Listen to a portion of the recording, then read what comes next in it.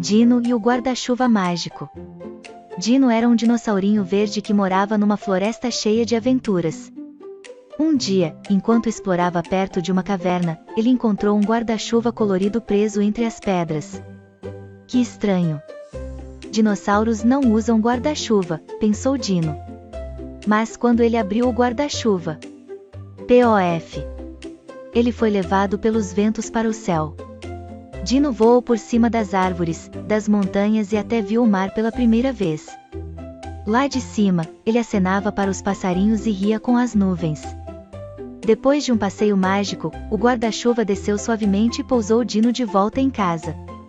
Desde então, Dino guarda o guarda-chuva com carinho e só usa em dias muito especiais, quando quer ver o mundo lá de cima. Gostou da historinha? Compartilha e deixe seu gostei.